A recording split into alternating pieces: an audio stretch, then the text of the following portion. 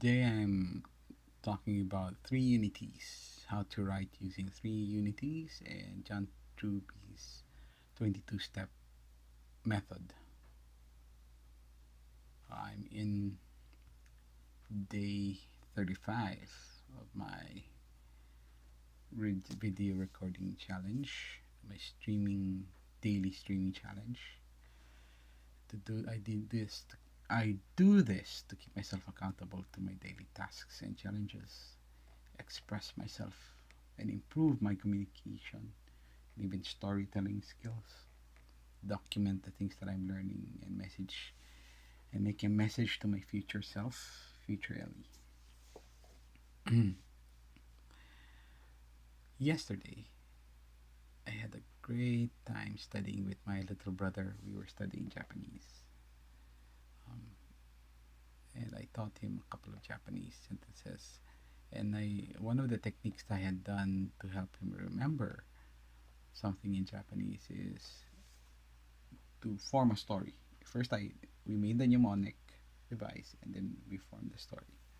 So I had taught him about the basic characters, hiragana characters in Japanese, a, e, u, e, o.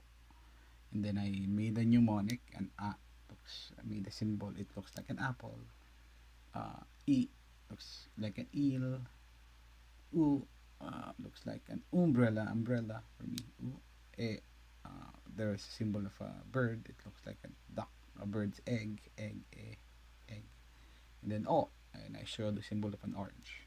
So using those symbols, I told I told him to remember making a story. So make a story out of it. Like an apple fell down from a tree, and an eel ate it, and eel was on an umbrella and laid an egg, and the egg was beside an orange. Something like that. It's easy to remember. It's a mnemonic, but it's a story. So I could make a better story than that, I was thinking. Um, then I remembered, and I was also studying yesterday because I was talking about the design critique, how to do a critique. So later I'll do a critique of this work. I will do a critique of this work to practice my critique writing skills, and I'll about the John Truby's 22 steps. This was part. This one is a analysis, a summarization of 22 steps, and the three unities plot. This is the three unities plot. So the three unities plot is how most uh, plays are written. There is it's called a three unity because there is a unity of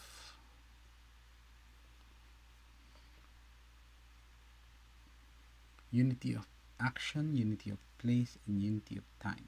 That's how it was described. There's a unity of action, unity of space, of place, and a unity of time.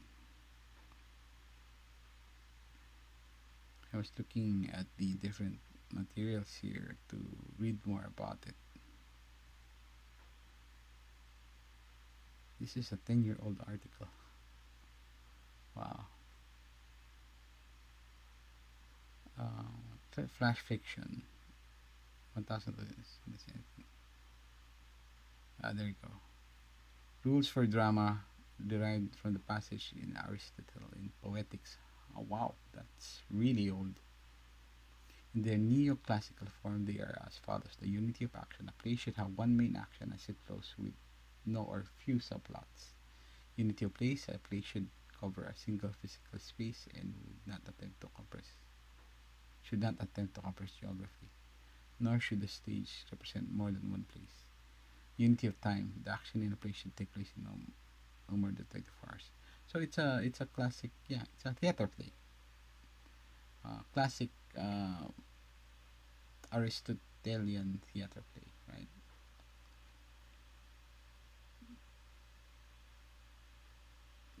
So the example here is Secret Life of Walter Mitty and The Pit and the Pendulum. I know The Pit and the Pendulum. Master Gothic short story writer Edgar Allan Poe, trapped in a dungeon during a time in incarceration while he's being tortured. You can focus on the story. Remember, the story has to be self-contained with a clear beginning, middle, and it has to be written. It has to be within 24-hour period. I realized that I had written something like this before, um, and I didn't know it was called the Three Unities. I had written an fiction, fantasy fiction, where the hero is being tracked by some hunters, and the hero is after something. He's trying to get to some place, but he brought with him some item, and he was the scene that I had developed just as he was being caught by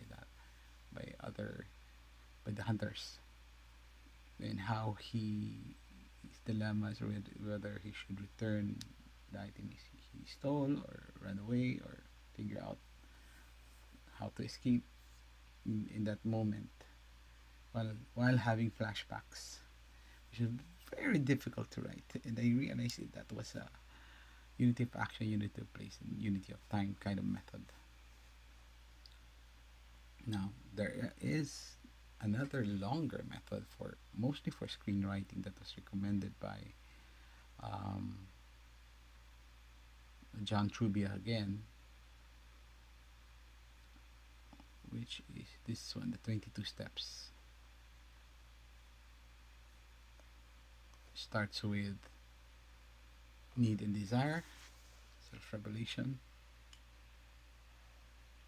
So you start at the end. What is the self-revelation that you want the character to develop into or realize? It's useful to have a ghost or a wound.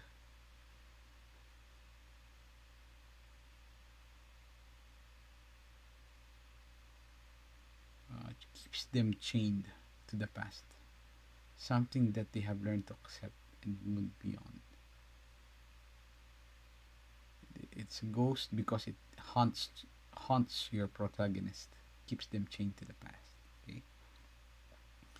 Weakness, we define the weakness where your character is flawed and suffering, there's room to grow.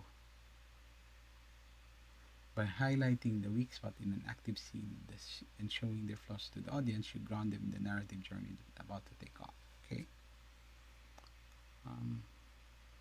Maybe I should practice writing in this style for a long time until I memorize this entire pattern.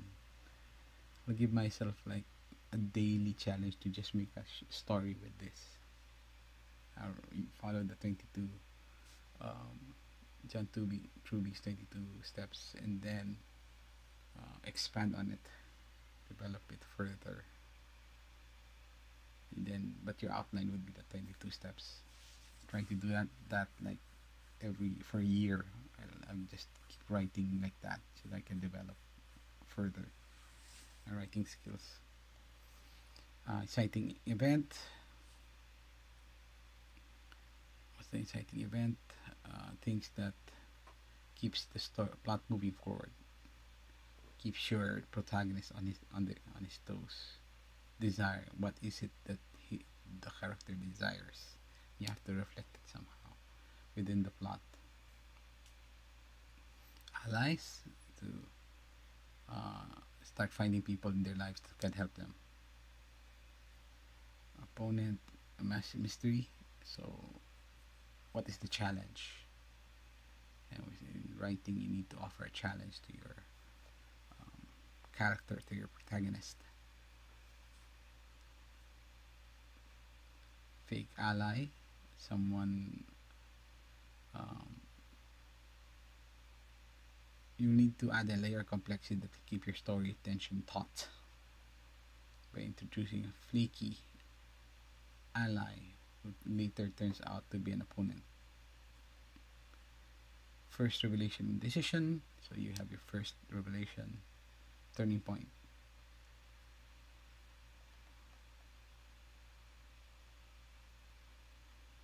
This opens up the floodgate for more than that.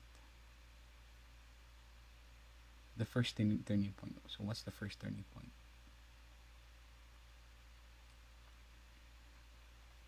Okay, you should memorize this. Plan. So the character takes plans out what needs to be done. So as the protagonist makes a plan, so does the antagonist. The plan is more for your own good when the reader than the readers. But if you know your antagonist is doing behind the curtains, they reach out to attack as a revelation. Drive. Reacting to the strike of the antagonist. 14th structure. Is forced to change with each unexpected attack from the antagonist. What's important to note here is that your protagonist must be losing against the antagonist. Often leads them to grow reckless in their actions. Interesting. 12. 13. Attack by ally. So wow. So you're already fighting and you are attacked or betrayed by an ally. And you will suffer defeat. So the character needs to suffer into defeat. This is 14. 14 is the defeat. And the second revelation, 15. First revelation and the second revelation. What's the first revelation like?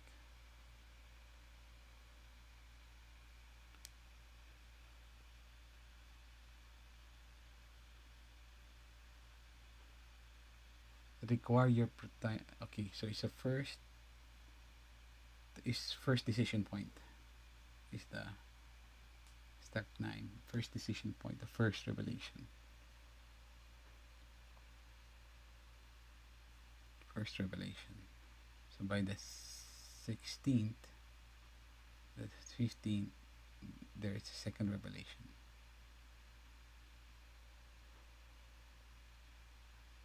So they realize again something.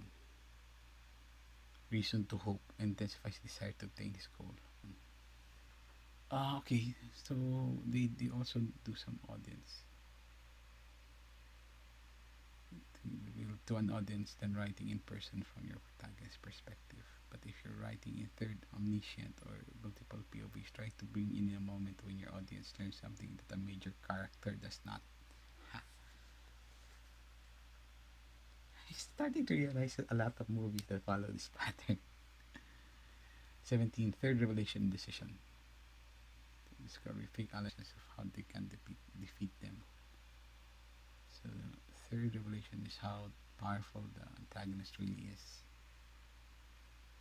Gate Gauntlet, visited death. Final battle. Either way, it should be a moment when your protagonist faces a conflict that narrows their ability to escape. And then the final battle, 19. So they're narrowing their ability to escape. They have final battle. Self-revelation.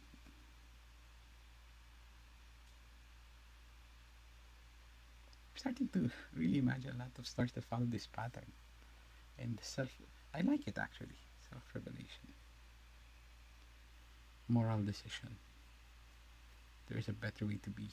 Has to come to our decision. And that will prove that they have changed.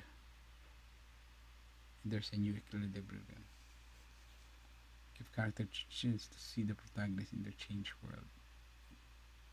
Even as life might go back to normal, your protagonist is changed, whether for better or worse, and that should take shape here. It's nice. It's a nice equilibrium. So if I want to, let's try to critique this. Can I still critique you? If somebody might have already critiqued this work and I can't critique anymore. Only one critique. I will critique this for a bit.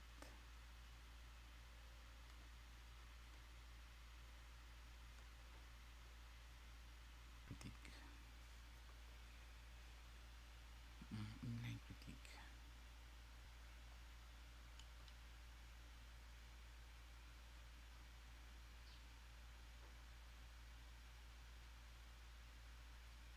Okay. Hi Thomas.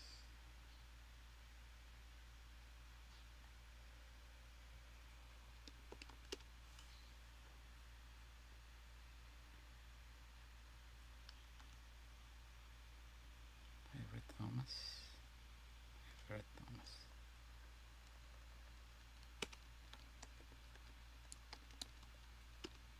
Thomas. Did I type that correct?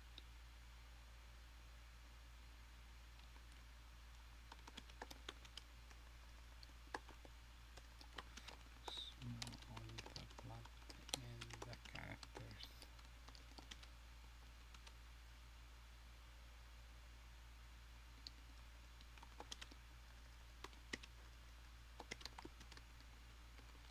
Of your work. So, so Goldilocks was captured. Woke to a blinding black. First time I read anything like a blinding black. Woke to a blinding black.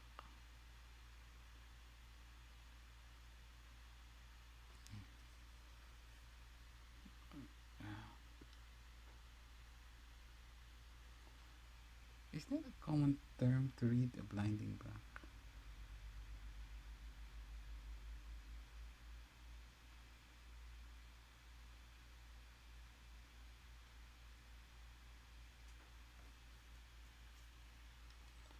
Like the intro.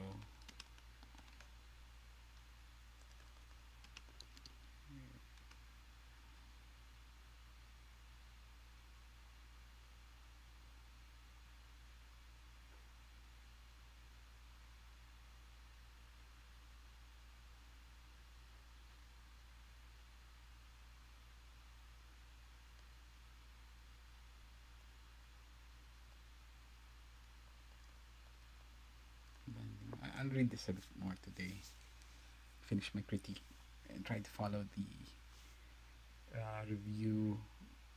Maybe one of the things I should start to do is compare all the short stories that I read either through the unities, the familiar patterns, like that, the three unities, and maybe John Truby's 22 act structure, 22 step method, and see how I can, how I rewrite the script, and then compare my critique with somebody else's critique, so I see how far I am from my understanding of their written work.